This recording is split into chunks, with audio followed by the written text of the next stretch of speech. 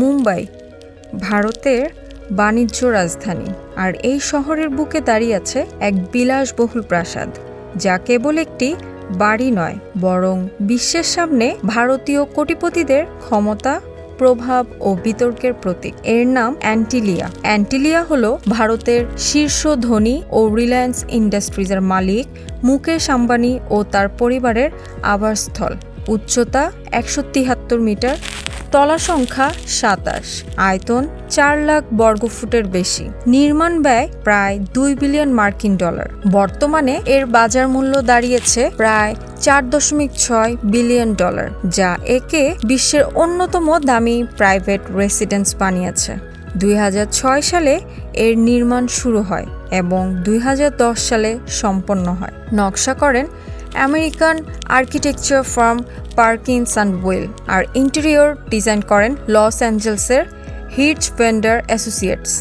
ভবনটি নির্মাণে ব্যবহৃত হয়েছে সূর্য ও পদ্মফুলের প্রতীক, যেখানে প্রতিটি তলায় ব্যবহৃত হয়েছে আলাদা ডিজাইন, ভিন্ন ভিন্ন উপকরণ, কোনো দুটি তলা একরকম নয়। অ্যান্টিলিয়ার অভ্যন্তরে রয়েছে 168টি গাড়ির গ্যারেজ, 9টি হাই স্পিড লিফট, একটি 50 সিটের প্রাইভেট সিনেমা হল, বিলাসবহুল বলরুম, একাধিক terrace garden, spa, health centre, swimming pool, এমনকি একটি স্নো রুম যেখানে দেয়াল থেকে নেমে আসে কৃত্রিম তুষার। এছাড়াও রয়েছে 3টি হ্যালিপ্যাড, যদিও সেগুলো এখনও কার্যকর নয়। ভবনটি 8 মাত্রার ভূমিকম্পেও অক্ষত থাকার মতো করে তৈরি করা হয়েছে। অ্যান্টিলিয়া যে জমিতে দাঁড়িয়ে আছে তা আগে ছিল একটি অনাথ আশ্রমের জমি, যা পরিচালিত হতো ওয়াকফ বোর্ডের অধীনে। 2002 সালে এই জমি মাত্র 21 কোটি টাকায় মুকেশ আম্বানির প্রতিষ্ঠানের কাছে বিক্রি হয়, অথচ সেই সময় বাজার মূল্য ছিল কমপক্ষে 150 কোটি টাকা। এই জমি বিক্রি নিয়ে তীব্র বিতর্ক ও মামলা ওঠে। অভিযোগ ওঠে এটি ছিল অনাথ বাচ্চাদের শিক্ষা ও কল্যাণের জন্য বরাদ্দ জমি। বিষয়টি আদালত ও সরকারের স্তরে গড়িয়েছিল, কিন্তু শেষ পর্যন্ত মামলাটি স্থগিত হয়ে যায়। 2010 সালে গৃহপ্রবেশের পরও আম্বানি পরিবার দীর্ঘদিন এখানে উঠতে দ্বিধা করে, কারণ বাস্তুদোষ ও অশুভ বিশ্বাস।